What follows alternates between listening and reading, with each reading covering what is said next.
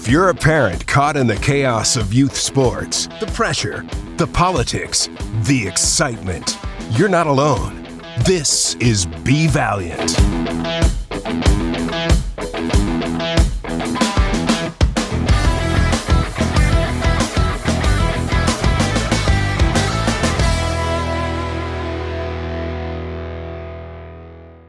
Welcome to one of the first podcasts of our young life, Be Valiant, produced by Valiant Sports Society.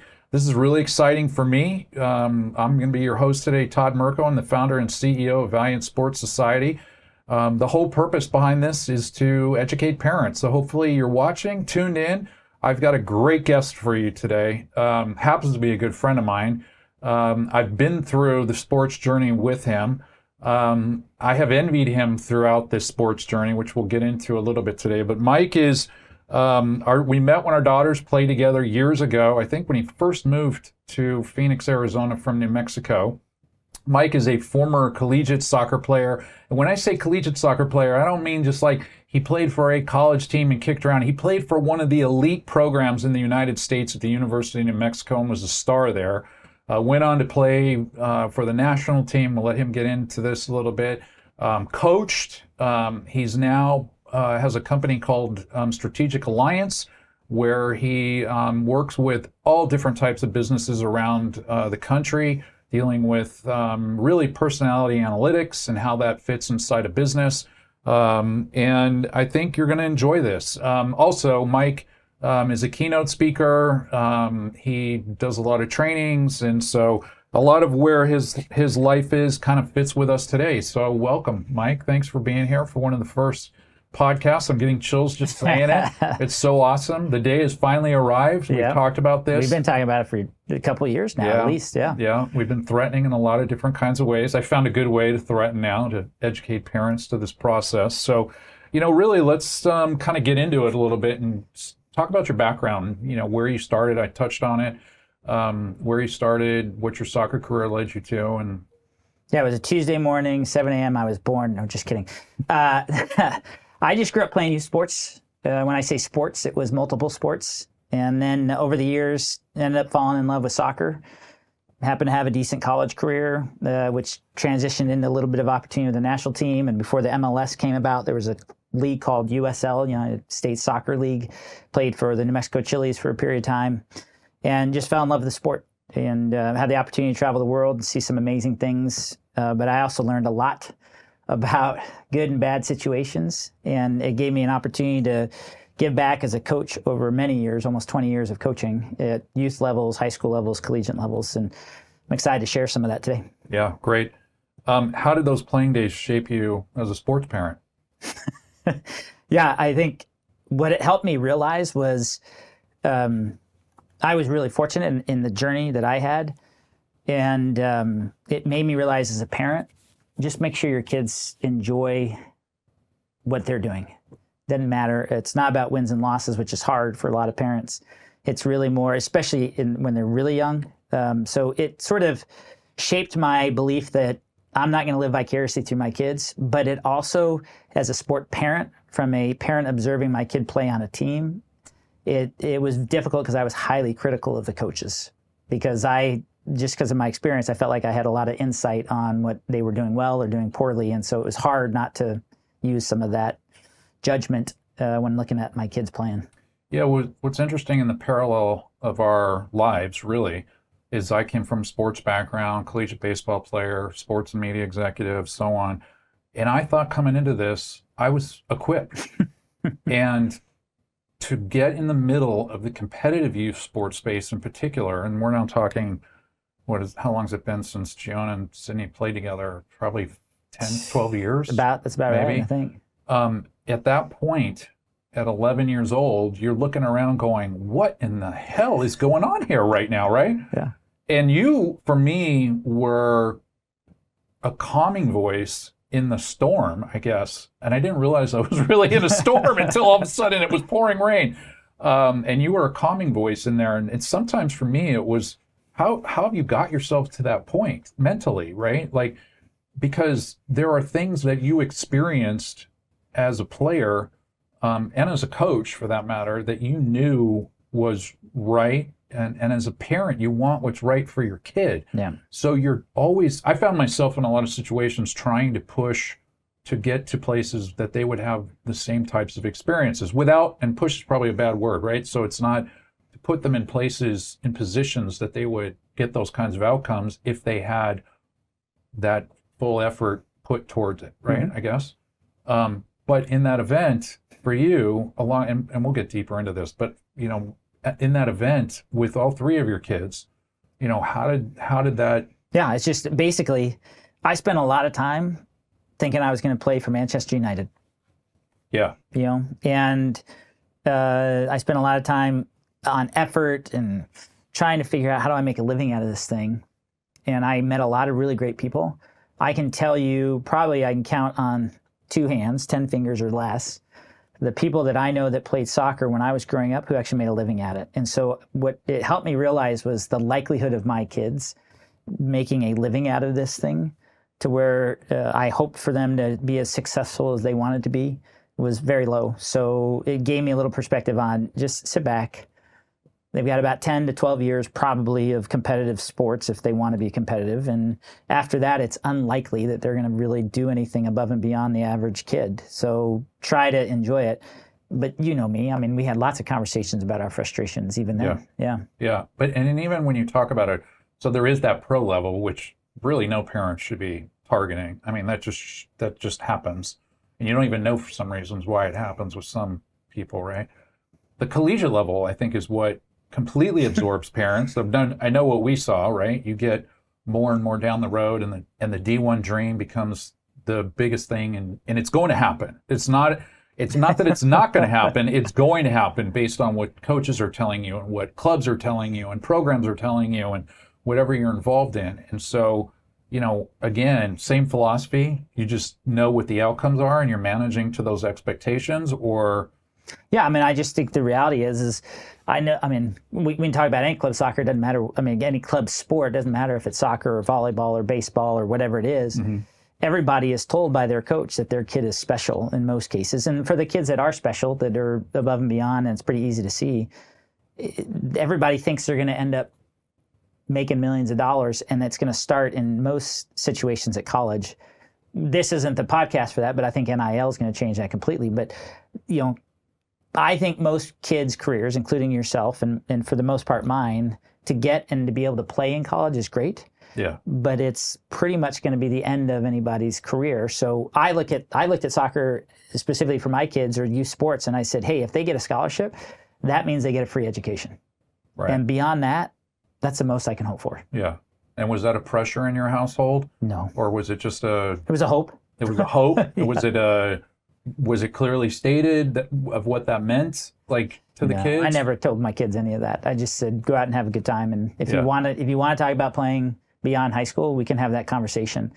And we had some of those conversations with my son in particular. My daughters were never really that anxious to do it, but my son, after his junior year in high school, they won state championship. He's like, I think I want to play collegiately. So I said, this is what it's going to take for you to do that. And he didn't do it.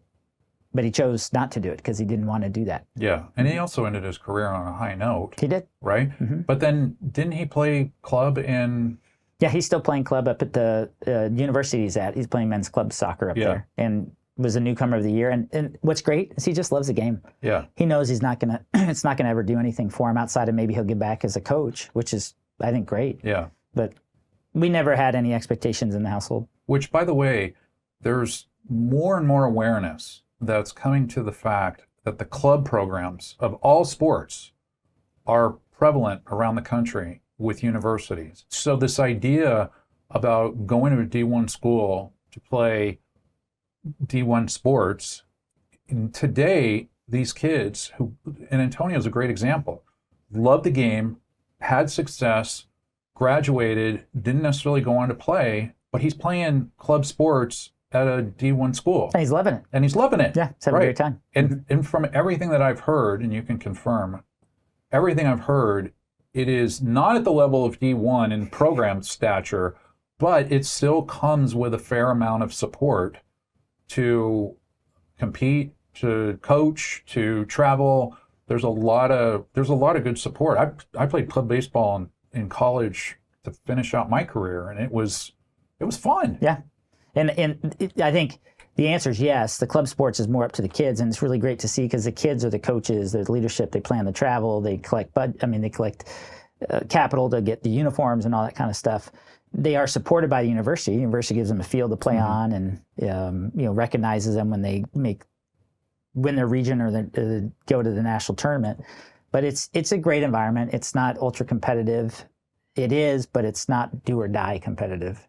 Yeah. And he's just having fun with it. Yeah, and at the end of the day, he's playing for the name of the school on his chest. Yeah. I mean, it's still the same thing. Well, that and to his a degree. girlfriend. That and his girlfriend. So, getting back to your playing days, we talked about what that means as a sports parent. What did that mean as being a coach? What was the impact on being a coach? Yeah, and I, fortunately for me, I had a great high school coach, a gentleman that won 17 out of 18 state championships. I think at the time when he retired about a little over a decade ago, he had more state championships, high school state championships from a soccer standpoint than any other coach in the country. And he played maybe 10 minutes of varsity in his high school career. But he was just a great disciplinarian. He was an honest, open communicator. And so I think, fortunately for me, and I had a great youth coach as well, a gentleman that when I was growing up playing, he knew nothing about soccer, but what he did is he brought in great additional assistant coaches who taught us about soccer. Some I liked, some I didn't, but I just had really good examples of coaches who treated the kids with respect, but still pushed us to meet our expectations. So that was kind of my coaching philosophy, which is, look, if you're going to be on the team, first off, I'm competitive. I have to learn not to take my desire to win and achieve and put it on these kids, but find out what was important to them. But it was, we're going to grow, and I'm going to push you guys. So, that might mean you're a bench player who is trying to get 20 minutes a game, and then I'm going to tell you what you have to do that. Or you might be our superstar who's up for player of the year, and you want to go play D1, and I'm going to tell you what you have to do that. But either way, you're all getting coached the same and pushed the same. And so that was my philosophy. And unfortunately for me, I think I was probably a little too intense at times. But sometimes that's hard to hide. Well, and I laugh, and I have to tell the story. The first time I saw that intensity, oh boy, when our daughters were playing together, there were two teams under one coach, and the other coach, the head coach, asked you to coach the other team that our daughters was on, and you outcoached that other coach. We won. We did win the game, even though the numbers on the board did not reflect that. We did win the game, and it was astonishing to me to watch you on the sideline, and the knowledge of your game, the temperament with the kids, like everything you're talking about. It was amazing. It was fully amazing. Another one of those moments that you got street cred with me. So finally, how does playing affect being in a consultant with Strategic Alliance? Yeah, so what was great is, and this is where we're going to hopefully bring this back. And if I'm a parent listening to this, I think part of what you want to do with Valiant Sports is that you're trying to help parents understand youth sports is a good thing. It's not the only thing. And I think for me, what it taught me was I took away, I can be just as competitive in the corporate world or in the consulting world as I was on the field. And for me specifically, there was obviously environments where I had to work around what I thought was less productive teammates, just like I did on the soccer field. There were other scenarios where I was in a great environment, where I had a great coach, I had great teammates, and we were very successful, but maybe I was underperforming. And so I've just used all of those skills that I've learned in youth sports, and not just soccer. We'll talk about multi-sports in a second, but just transitioning that to real life and saying, look, it's the same. And I learned all of these things really to be accountable to myself and how to be successful and happy, and just transferred those over to what I do now. Yeah. We'll talk a little bit about your multi-sport experience. I mean, what did you play, and at what age did you finally specialize? I don't even think that word existed for us growing up. I'm a little older than you, but not much. I mean, in our generation, it was totally different. But there was specialization. I mean, we in Southern California, you got to a place where you were probably a one-sport athlete. That was probably your junior year, maybe your senior year. Where was it for you? Yeah, I mean, I grew up, my parents, two things. My parents wanted to keep me busy, and it was either I played multiple sports or I played a sport and I played piano or guitar or some sort of other instrument, and I had no interest in that. So I just played all kinds of sports, and I loved it. Whether it was baseball, which I played tennis, skied, soccer, basketball. I mean, I played whatever I could. And my philosophy, Todd, my philosophy is every kid should be playing as many sports as they can possibly play for as long as they can play. And they'll figure out, having coached for 25 plus years in high school and in college, kids will figure out, hey, I'm not as good as I thought I was in this sport. Although I enjoy it, I want to go focus on this because I'm showing more progress in this sport. They figure it out. Yeah. Mm-hmm. Well, and by the way, I think one of the goals I hope to accomplish is to get that message across, right? It's okay. It is okay to let your kids play multi-sport. For me, again, to go back into that system at the point at which I went in, part of it was, I think, a passion of my daughters finding a sport. But at that point, I still think there was room to play multiple sports, and important for several reasons, right? Because one, there's seasonality, and there is a reason why a sport starts and when it ends. Yeah. And there's a season and there's an off season. The pros still do it. They don't play 12 months out of the year in any sport.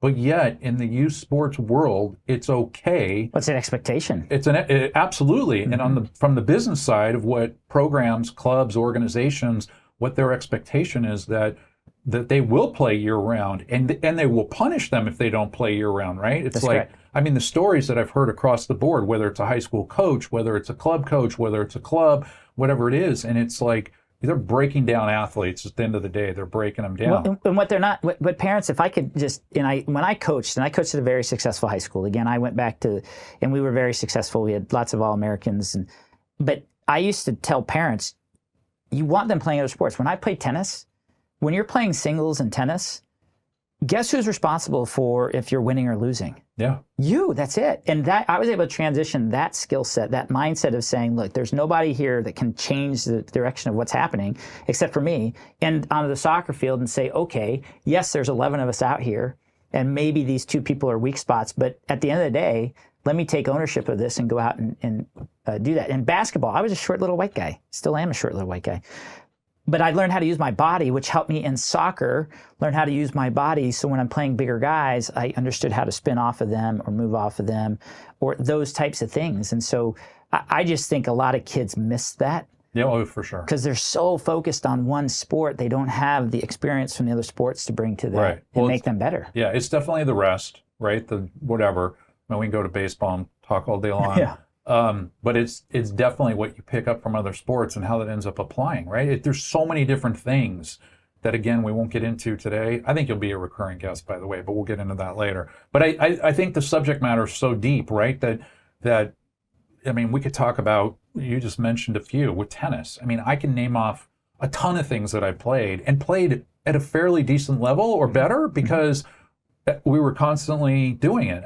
We dictated what we wanted to do as kids really until high school and through high school. Years, yeah, but we didn't have anybody telling us, no, you can't do this. And if we wanted to go play on a field, a football game or a soccer game or a baseball game, over the line game, whatever, even ultimate frisbee. Yeah. There were a lot of, right? And all that stuff adapts. Patrick Mahomes is a great example, I think, of what we're talking about. The guy doesn't throw a football in all different kinds of directions because he played football his entire life, right? He throws a football at all these weird angles because he played basketball, he was a baseball player. There's a lot of reasons for it, and I think our kids miss out on it. So it's a good point. So how did watching others coach your daughter, and we're going to talk about your oldest daughter because that's your first experience, right? So how did others coaching your daughter change your view of youth sports? Oh, it's brutal. It was brutal. I'm sitting there, and the worst part about being an ex-semi-professional athlete is I'm watching these coaches coach my kids and thinking, not only are you not getting the most out of my kid, but you're not getting the most out of the other kids, and you're certainly not getting the most out of the team, and here's what I would do. And so, I had to learn how to just sit back and try to enjoy the fact and not judge. It was really tough. Well, I sat next to you a lot of times. Yeah, I know. So you were helpful. You were very helpful. But your kid was one of the few that didn't make the mistakes. But it was just about that, but it was hard. But it also helped me realize, it wasn't about me. It was really about the coach. And what I learned was at the end of the games, what I started doing was I said, look, if I'm not going to be able to sort of have a direct impact on the field of play, I'm just going to, on the way home, hey, tell me 2 things that you did really well today. Like, what were 2 things that you did really well? And what were 2 things that you think you can improve? Well, what about the team? What do you think the team did well? What do you think the team could do? And did your coach make a good decision or a bad decision in certain situations?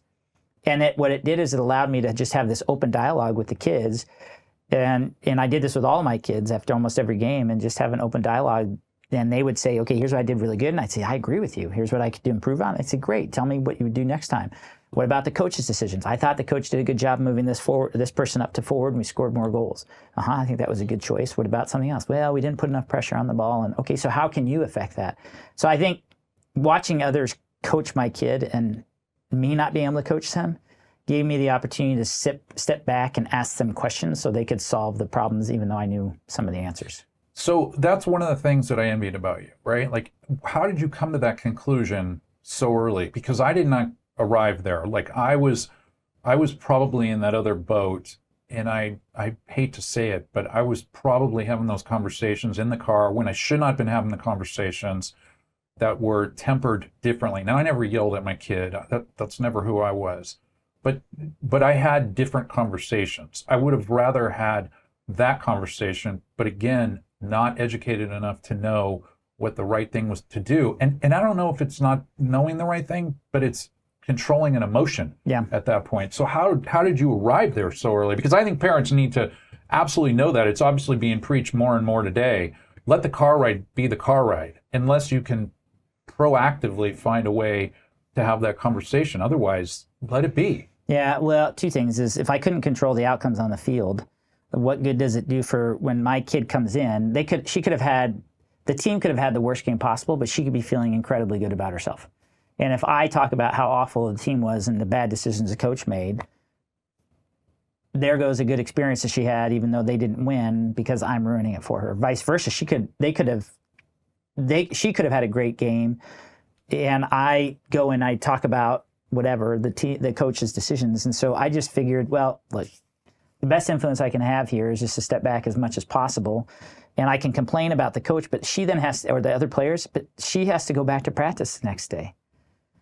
And if I just do that time and time again, day after day after day, all she's going to start hearing is negativity, and she's going to feel like, well, maybe I shouldn't be on this team, or maybe I'm not performing well enough, or maybe the coach doesn't like me. And I just don't think that's a good thing for anybody.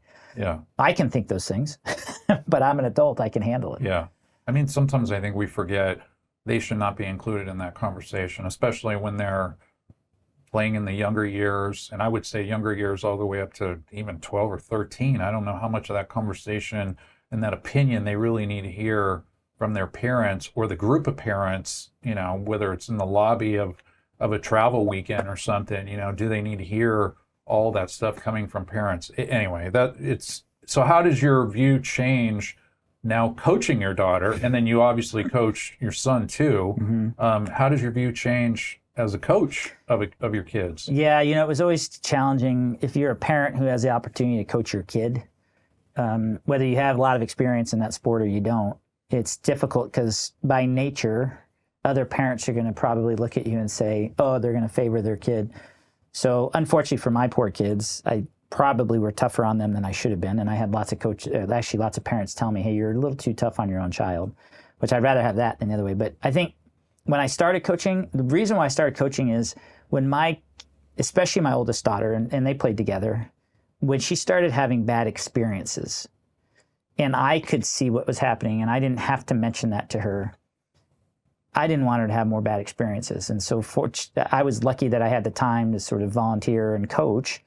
And I just said, would you want us to coach? Or want me to coach? And she said yes. And I started coaching. But it was difficult because being a parent on the sideline, wanting good things for her, is much different than now being a coach responsible for 15 or 16 girls whose parents all want you to do good things for their kids as well. So now it went from my singular focus on how's this team and this experience for my daughter to how's the experience for the entire kids. And so that was the hardest part, was I felt like I didn't maybe get to give as much individual attention to my kids because it was important to give the attention to all of the kids. Yeah.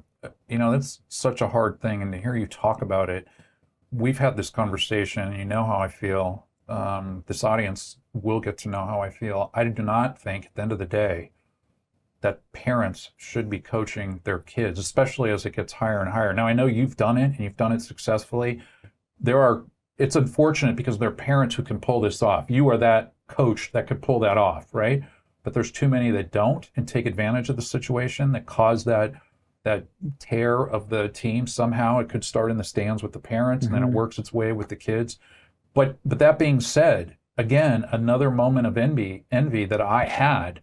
And looking back, I wonder, should I have left with the group that you ended up coaching? Yeah, I tried to recruit you. I know you did, and it didn't happen. And I probably was too much of an influence. Maybe one day I'll find that answer out from Sydney. But what you did with those kids, first of all, it was just a fantastic group of kids overall. I mean, and parents. Yeah, and great parents. Great parents. They were always great on the sidelines, every one of them. But what you did with those kids, and I think you were the first one who told me where the light bulb went off for me was, it's not about wins and losses. It's about the training that you get from a coach. Find the coach who is the best developer of athletes as opposed to someone who's wanting to go out and just win at all costs. And another message that I think parents need to understand, first and foremost, pick that coach. You were that coach. Now, there's certainly a competitive guy in you, and I know you want to win. I've seen it. I've gone to watch some of your high school games. I've seen it. Going back to that first time that I saw you, you definitely wanted to beat that coach of ours, which is awesome. But nonetheless, it starts with development. But the culture of that team was incredible. Your philosophy on that team, as we talk about multi-sport, I believe you did not hold anybody back from playing other sports. There were a lot of multi-sport players on that team. I know a few that played softball. Ran cross country, track. Yeah, tons of different things. And you encouraged it. Yeah, I did. And it wasn't, I'm not doing anything special really. And I think what it was I think the players are happier when they show up to soccer and they're excited about it. It's not redundant. It's not predictable. It's something new and fresh because they were off doing something different. And it wasn't just sports, Todd. I mean, I remember my daughter playing with your daughter. They were separate teams. She got punished because she had been practicing for a school play in 8th grade. And she was one of the key parts. And they ended up won a tournament. And she was going to have to miss one of the games in the tournament. And if she were to stay and do the play, which she'd been training for 6 months to do this play. And so we made the decision that she would stay and do the play. She made that decision. She got benched the whole weekend. Yeah, I remember that. And it was, to me, I'm thinking, really, you're going to punish someone because they're committing to something else. And there may be parents on this listen to the podcast, you're like, yeah, of course you punish her because that's not fair to the other kids. And part of what I'd say she was punished. She had to make a tough decision to not show up. And she didn't want to let either group down. But there were going to be another 500 soccer games in her soccer career. There was one additional school play. Yeah. And so, and I just think that's where as parents, and my philosophy was, look, none of your kids, I think, are going to likely go on and play professionally. Nothing personal. I'm going to do my best to make them better and have a great experience. But if they do, it's not going to be because they played 16 extra soccer games and didn't play softball or run cross country. It's going to be because they were amazing athletes, and no matter what I did or didn't do, they figured out a way to be a professional athlete. So why not let them do different things? Yeah, and that experience is worth everything, right? Mm-hmm. I mean, to be on a stage and to be in front of people performing, that's a whole nother. It's one thing to perform on a soccer field. It's another thing to perform on the stage with lights on, and what that does for a kid's growth. Like. Mm-hmm. Again, it's. I think there needs to be more decisions like that being made in the benefit of it all, because at the end, like you said, it's gonna be what it is. Well, my son, just really quick, my son was a great little baseball player, and he played Little League, and then all of a sudden it was travel baseball or nothing. And my son wasn't good enough to play travel baseball, nor did we want to go and spend another $5,000 a year buying bats and traveling to places and having him spend an additional, 15 hours a week doing baseball. But he had to quit baseball, which he loved, because there was really no other option other than Little League to travel baseball. Yeah. And it was a shame because he wanted to play baseball, but he didn't really have a place to do it. Yeah. And it's a shame because I remember him being on the soccer field with his bat and ball, playing catch with them. So let's transition a little bit. Kind of what we're talking about with your daughter going to theater. There's a culture in your household, right? And kind of lending itself back into really what you do in life and personality analytics. I think it's important that parents kind of understand. And again, I don't know if I did this or did it really. I don't know if I can't use the word well. Did we do it good enough? I don't know. But I think there's something that parents should probably think about when they're inside this journey, especially today where it's grown into a $40 billion industry. There's private equity money pouring into it. It's only the kids and the families that are going to feel the pressure of all this. It's nobody else.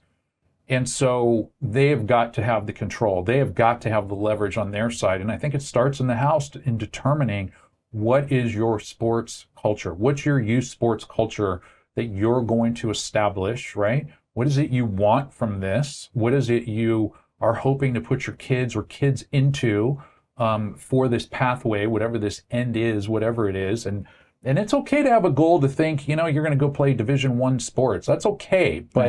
But there are options along the way. There are twists and turns that are going to occur. So, for you, what is that culture? What does that look like for you? I mean, what do you think today is, and it may have been your household, but what do you think today is the ultimate culture at home first in the youth sports? Well, since you and I were playing youth sports, something happened where people believed youth sports could lead to a substantial financial career. And so I think the culture in general in most households, and whether it's because it's more prevalent on TV or you see Yamal, who plays for Barcelona at 16 and is having incredible success, or you see Charlie Woods, son of Tiger Woods, or you see Bronny James at 18, whatever it is, right? I think there's this belief in most households that sports is going to end up leading to a better life for either the individual or for the family as a whole. For me, culturally, I think because I had the chance to play at the national team level and travel and be ultra competitive, our household philosophy and culture was, look, we're not living vicariously through our kids. We're just not. And if our kids end up being the best athlete around and make a living out of this, we are going to support them like crazy. But the culture basically is youth sports provides great learning opportunities for kids when they become adults. They'll build lifelong friendships. They'll have successes and failures that they'll learn from.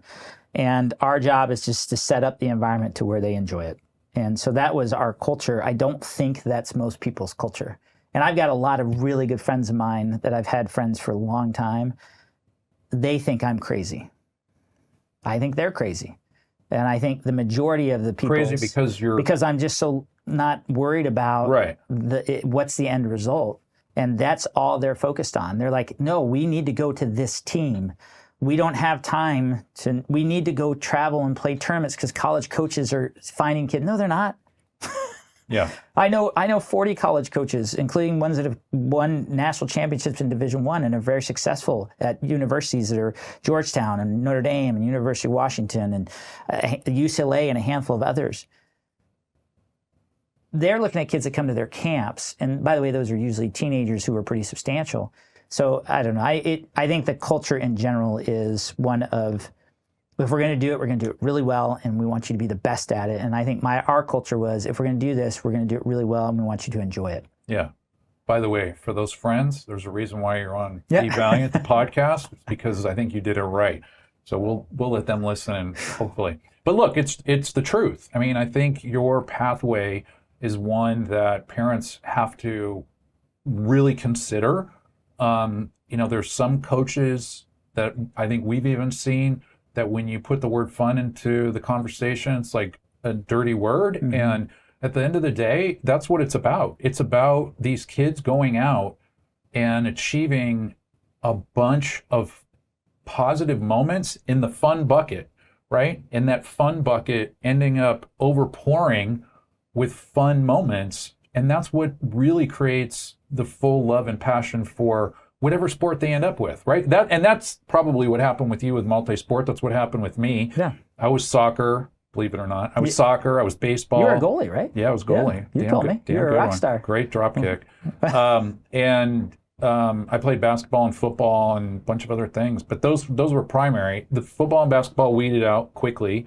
It was soccer and baseball, and it really was weeded out because you get better, but your happy moments become more in a certain sport, and that couldn't agree more. I agree with and you. it happens by just elimination, and I don't think we allow that natural elimination to occur anymore. Kids figure it out. Yeah, and we as parents get in the way. Mm-hmm. Yeah, agreed. Yeah, for sure. So, in talking about the culture that's at home, and you definitely took on, you made moves for that culture. But again, to talk about how do you find the club, the organization, the coach that best fits the culture you're creating at your home to move forward and have your kid achieve what needs to achieve with what you're setting out? Yeah, it was interesting. So there was a young gal when I took my oldest daughter away from her team and we started the new team with a bunch of the other players from the other club. And there was a young lady who came from Mexico, great goalkeeper, and we desperately needed a goalkeeper. We didn't have a goalkeeper. We were terrible in goal. And this 13-year-old girl shows up and she's 5'7" and she's athletic and she looks like she's just going to dominate the net. And I so desperately wanted her to be on the team just because we needed a goalkeeper. And I remember her parents coming and saying, "We've gone to 4 different clubs. You're our last. We're reaching out to you because you're from New Mexico." We reached out to a friend in New Mexico and they said, "Do you know anybody in Arizona?" And he mentioned your name. And so we're coming, but we've already made a decision where we're going to go. We're just doing this because our daughter needs, we want her to have this experience. I said, "Great." I said, "Do you want to know what my philosophy is?" And they said, "Well, I guess so." And so I told them, I said, "My philosophy is your daughter has a better chance to play collegiately with me because I'm going to teach her to enjoy the game. And I will probably occasionally even take her out of the goal and put her on the field because she is a great goalie. She's going to need to understand what it's like to be a defender, a midfielder, forward, because she's going to be constantly yelling at them during the game. And the more she knows about each individual position, the more likely that she'll be a better goalie." And I'm not all about wins and losses. We're not going to be traveling left and right, but I will connect her with the people that I know. And for the most part, that's why I think she should be here. And why don't you make sure you go talk? Here's all the other parents on the team. Go talk to the parents. Get their straight perspective of how I coach their kid. And there are a few that probably are going to tell you bad things about me, but I'm hoping the majority of them say the same philosophy I did. So when I think about that, if I'm a parent going, and especially if I have a talented kid, or even if I have one of the kids who's just desperately trying to hang on to find a place, go talk to coach and say, "What's important to you?" Ask some of the questions that you're bringing up, which is, if my kid has a conflict, how do you deal with that? I.e., they want to play another sport, i.e., they're in a school play, i.e., grandma in the East Coast gets very sick and we're a tight-knit family and we need to travel out to see her. How, if we have to miss a practice or two, what is your philosophy there? And I think it's important to ask coaches. And then my biggest perspective is, go watch how a coach interacts with the kids go watch a game. Or a practice. Because practice is a great way to see how engaged is a coach. I mean, my son went, he had a great, amazing young coach when he was first starting. And the guys' practices were awesome. Then I went and he went to the best team in the age group and I went and watched the practice. And the coach stood there on his cell phone most of the time. Basically, all they did is scrimmage. They never did any skill development. Yeah, go watch. I mean, think about it this way. Your kid's youth sports is going to be a $50,000+ investment over their career. Or more. Or more. A lot more. 50,000 or more. Yes. If you were to give an investment advisor $50,000, wouldn't you expect to sort of test different investment advisors? What's your philosophy? What's your risk tolerance? Where are you investing in this portfolio? So on and so forth, right? What kind of reports are you going to give me? Show me your return on investment. Why would you not do that with your own kid, for criminy sakes? Yeah, great point. So that's what I would say is, if you're going to be active in your kid's sporting life, be active in helping them understand the situation they're getting into. So when you're going down this pathway, what are the non-negotiables that you're looking for? Yeah, I think with that team, with the club. I see how the other kids interact. Like when I would go watch a practice, I'd see how the kids interacted. Are they smiling and having fun? Are they laughing? Are they competitive? I'm seeing how they're interacting with the coach. I'm seeing how the coach interacts with them. I think those are the key non-negotiables. And I talked to a couple parents, at practice. Hey, tell me a little bit about the team and what do you think is good? What do you think is bad? I think the non-negotiables are, don't yell at my kid. I better hear positives more than I hear negatives. I'm not saying don't be negative, don't challenge them. What I'm saying is 3 credits to 1 debit. Yeah. If they can't give 3 credits to 1 debit, then I think that coach is probably looking for more what's wrong than what's right. Well, and sometimes you don't know that until you're in it, right? So the difference between the tough coach and the toxic coach, how do you deal with that situation? Yeah. And I think we both had a toxic coach. Oh, yeah. That our kid played with. Yeah, for sure. And I've seen it multiple times. And I think the hardest part is, you don't know. I do human analytics for a living. I understand predictive behaviors. And even though I think I have some expertise in that, there's still people who surprise me, even though I expected how they would behave. And I think what I would say is that's when the adult needs to come into the room. And even though it's difficult for the child, that's an adult decision that if they're playing for a toxic coach, which you may or may not know, and you typically don't know because they're putting on a positive face, you have to step in and say, this is a toxic environment. I need to get you out. Yeah. That's a really good segue into the idea of fear. There's a reason why, as we've talked about, it's playfearless.org, be valiant, play fearless. For me, it was a lot of fear and decision making. I don't know how that happened. Honestly, I was so afraid of making the wrong decision. Because you love your daughter. Well, yes, I mean, you're you right. love your kids, and you don't want to disappoint them. That's why. Yeah. Yeah. And so when you're talking about this, and when it comes time to make that decision, there were absolute times that that decision needed to get made, and it didn't get made. As the parent, and I'm embarrassed to say it, there was a time that I think I learned the difference really between boys and girls was, when one daughter was adamant she wasn't going to leave her team because she didn't want to leave her friends. It was very much a social aspect to her as it was what it is, how we view the sport, right? But it was very social for her. Yeah. And it was very hard. I've negotiated multi-million-dollar TV deals, and I could not negotiate my daughter off this team. Now, should I even been negotiating? That's probably where my mistake was, right? But how do you navigate that, right? How do you overcome for parents who do get fear? And I've talked to plenty of them that it is a fear thing, and anxiety. How do you overcome that? My kid's not on the best team. They're not going to be seen by this coach. They're going to now be, not have as many opportunities. Yeah, I think what I would say is that I learned 2 lessons. And by the way, you talked about boys and girls, which we need to come back to. Having been a high school soccer coach at a pretty successful program, I learned this lesson early as a coach. So I coached the varsity, but I was involved in helping develop the JV. So I would get a junior who's been in the program his freshman year, sophomore year. He comes in and he's a junior and he's almost varsity level, but not quite there. And we had a roster limit of 22. And so I could choose to say, I'm going to take 2 of the kids who are almost there, but probably really don't belong varsity.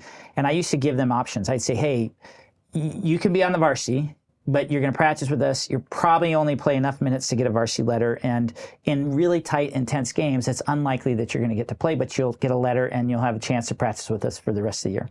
Or you can play in the JV. You'll be probably one of the superstars. You'll play a lot of minutes and it'll give you a chance to improve to give yourself a better shot at varsity next year. And I would ask the kids, I'd say, what do you want to do? Well, they're 16 years old. What do you think they want to do? Yeah. They want to play in the varsity. Until halfway through the season, when what I told them was going to happen is happening. And I learned, and this was great for my kids because I was coaching varsity before my kids grew up. I learned that I had to take that decision away from the kid because I was the adult in the room. And I had to say, look, you're not quite at varsity level. What I'm going to do is you're one of my 2 or 3 what I call swing players. We're going to put you on JV. I'll call you up a couple times for practice with the varsity so you can get used to it. And you might even get an opportunity to travel with us and play in a few varsity games. Probably not enough to make a letter, but you'll see some of that. But I think it's more important that you develop down here and you play a lot of minutes. And the kid is going to either have a good experience or a bad experience. What I tend to think is the more kids play, the better experience they have. So that was something that I took into understanding how to help kids do that. And as a parent, you got to disappoint your kids sometimes. Do it there because that's in their best interest. That's my opinion. Okay. Yeah, that's a little. I get it. I get it for sure. All right. So, what should parents do if they're stuck in that bad situation and they just can't? They can't find their way out of it. It won't get better. I mean, you and I have done this. Yeah. Long enough time, and we played in multiple sports, and I've had 3 kids go through stuff, and I've got a daughter who does equestrian, and that's a totally different sport, but I can tell you there are good trainers and there are bad trainers. It won't get better. The coach, the trainer, the key decision maker running the program, head of the club, they're not going to change for you. Yeah. So I think my advice is you either accept it for what it is and make the best of the situation, or you make that decision, which is difficult, and then you move them into an environment that is better. And I think initially, especially with girls, I think initially it might be a little more difficult for them to manage that change. Yeah. But I do think long term it's going to be better, because you said it earlier, when we took the second team, that club that we were playing with took the majority of those kids, and I was able to coach them and add a few other players. I guarantee you they had a better experience. Yeah. And they were all worried that they were going to go to a club where they didn't get to play all this and they didn't get to do all that, and the club wasn't very well recognized. It didn't matter. I ended up having 4 kids play college soccer. Yeah. From that group. Yeah. How many did the first team coach have? Yeah. Play college soccer? Yeah. 0. Yeah. Well, no, there was some, but not 4, I don't think. There might have been, but they didn't play through. And I know some of yours played all the way through. All the way through. Mm-hmm. So, well, let's talk boys and girls. So you wanted to touch on that. Let's talk about those differences and girl dad, boy dad, what that means. Managing. Yeah, it's interesting. I don't think there's a guy out there who will ever probably hear this podcast. I hope he does. He's here in Phoenix. And if he hears that I'm on it, he's probably not going to like it very much anyways. That's not your fault. It's my fault. But it's funny because I'm actually going to praise him for something.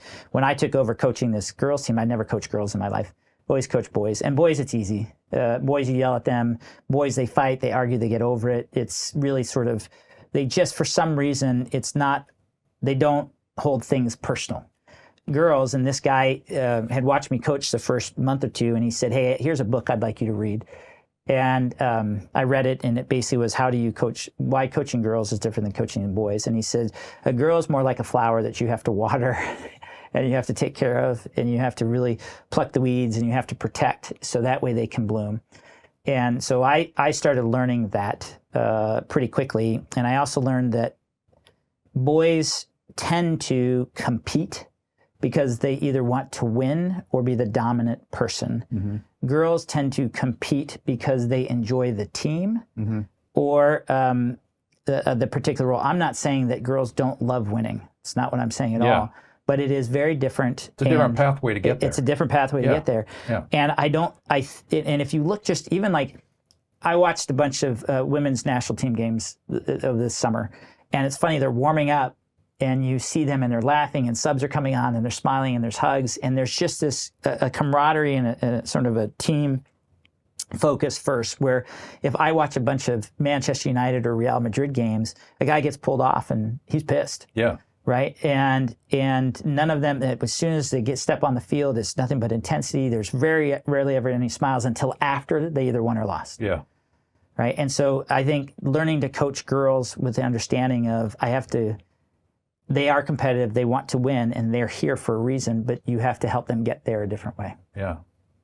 So coaching your son in the final U Sports career, basically, right? How was that? Yeah, it was awesome. And it was great and bad. So 30-second story. When he was little, I coached my son in soccer. When I say little, he was 11 through about 14. My son was a very good youth soccer player. I didn't coach him, somebody else did. And then I took over and transitioned, and I coached him like I wanted to be coached. Almost destroyed him. I remember I came home one day from practice, and my wife pulled me aside after he had walked in from practice in the car ride home, and he was crying, and she said, here's the deal. You either quit as a coach or he changes teams. So that's the other thing about a culture of a household, because you're talking about, it's important that if you have the opportunity to parent together, you parent together, and you've got courage to talk to each other about it. Well, by the way, not to interrupt you, and don't lose your thought, but the fact that your wife drew the line between coach and parent, right? Huge. You were the coach in that conversation, and it was like, you either change or you don't, and he's leaving and going to another team. Yep. So it's funny, I do human analytics. I mentioned that for a living. So I actually gave him, I gave him the survey, too young, but I gave him the survey, and it helped me understand, I get my kid. And what I realized was I was trying to coach him to win and be competitive and be the captain and want to lead the team and take responsibility on the field for the success of himself as well as others. And I would yell at him if he would underperformed on the field, like I did everybody. What I learned was, no, my son was there for the team, he wanted to lead, but he wanted to lead by lifting others up, not by dragging them. And he had a need to be perceived as impactful and influential and not to be yelled at in front of the group. I started coaching him like that. I only coached for another year, transitioned him to another team because it was time. And then you talked about at the end, well, his high school, his junior year won the state championship, which I didn't participate in, and they had a great team coming back his senior year. Well, the coach unexpectedly quit 2 weeks before the season. And he comes to me and says, Dad, we don't have a coach. We've got a pretty good team. Will you coach? And I said, are you sure? And he goes, if you coach me like you did the second time, yes, I'm sure. So all that means is, and again, as a coach or a parent, I was a better parent because I was able just to remove myself from the outcome of the game and look at how's my kid having experience. When I was a coach, now I'm responsible I felt like I was responsible for the outcomes, and so I was really pushing the kids the wrong way. And his senior year was, I think he would say, if he was here, I think he would say he had a great experience, and the team overall had a really good experience because I did coach him like I did the second time. Yeah, that's awesome. And I remember when he asked you, I think you were struggling a little bit on whether you wanted to do it or not. But my wife, she said, don't you coach him like you did that first time. You better learn how to coach him like the second time. Yeah.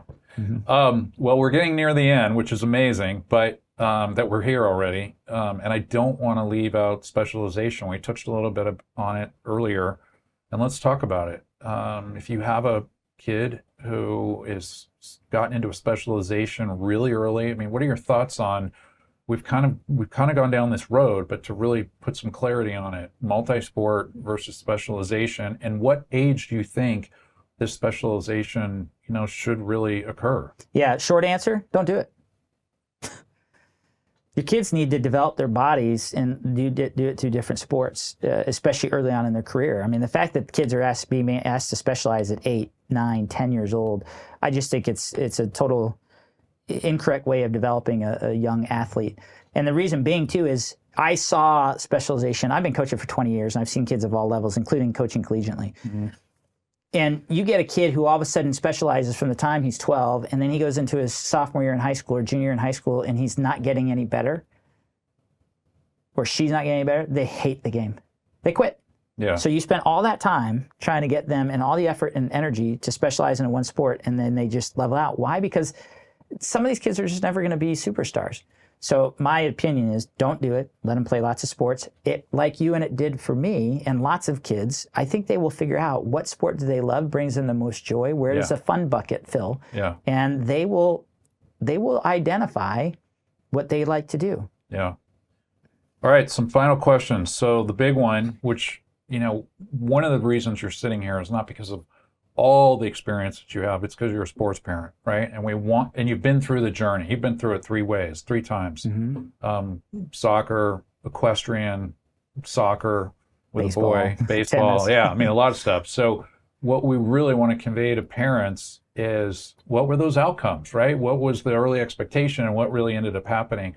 And I think for you, what I'd love to hear is, what were the outcomes for the 3 kids? How did youth sports help in that, where they're at today and that pathway that they're on? Yeah. I think the simple answer is, today my oldest daughter wants to coach because she had such a great experience and she wants to teach other kids. Yeah. My son wants to coach. My other daughter, who does equestrian, she actually teaches other equestrians, girls, how to jump. She's a hunter jumper. I think the culture is really important. I think that at the end of the day, my hope was that they loved the sport. And through the sport, they learned life lessons. Successes, failures, good coaches, bad coaches, good teams, bad teams, individual relationships. And I think that they have done that. And that's, it's crazy. I'm 52. It's 10 years, really, that we've got with these kids. And so you're just let them enjoy those 10 years, not thinking it's going to be the rest of their life. That's my thoughts. Yeah. All right. Well, let's do a little rapid fire. Let's go. All right. What would you do differently as a sports parent today if you had to do it all over again? I wouldn't have coached my son right away. I think I would have done a better job of questioning the coaches and looking at the environment that they were in. And in the scenario where they have had bad environments, I would have pulled my kids quicker. Okay. Advice to parents just starting the journey. It's your kid's journey. You're Yeah. there to support them. Get involved, but in a positive way. And be really careful with who you surround yourself with the other parents. I surround myself with you and other parents that I thought were good people, and I tended to try to avoid the ones that I thought brought negativity. Yeah, that's why I became a photographer, so I could get I off know, of that I know you sideline did. and not I would hang look around. for you like, get over here, I need to talk to somebody about something. Okay, what does, we're on the Be Valiant podcast, so what does being valiant mean to you as a sports parent? Yeah, this is a shot. You and I go back a ways, and I see Valiance in you all the time. I'm really glad you started this podcast, by the way. you. I think it's going to be amazing. I think being valiant to me just means having the courage to do what's in the best interest. If I'm a parent, not of myself, but of my kids. And in doing that, knowing that you've got the courage to do that, you've got the bravery to support your kids, and valiant enough to let them fail and succeed and not feel like you have to rescue them. Yeah. Well, listen, buddy, I could not have done this. I almost want to bring me to tears. I could not have done this with anybody else, friend-wise. I mean, obviously, my daughter sitting in that chair, or even Lisa, which would be an interesting ride, would be awesome. But this is truly magical that you sat down.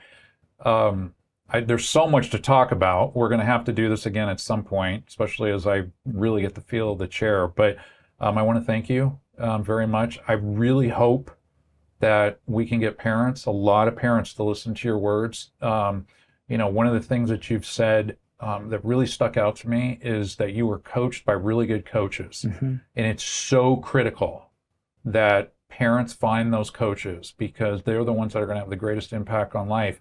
And I think inevitably that's what's got you doing what you're doing in your business world, because you've dealt with such great coaches, you find yourself coaching. So anyway. Well, congratulations on this and many more to come. Well, thank you very much. Yeah. I really appreciate it. Well, so for all you parents that are in the thick of it or just starting out, remember, you're allowed to make bold, informed decisions for your child. You're allowed to walk away from the wrong team. You're allowed to demand better culture. But most of all, you're allowed to trust your gut and lead your family the way that's right for you and your kid.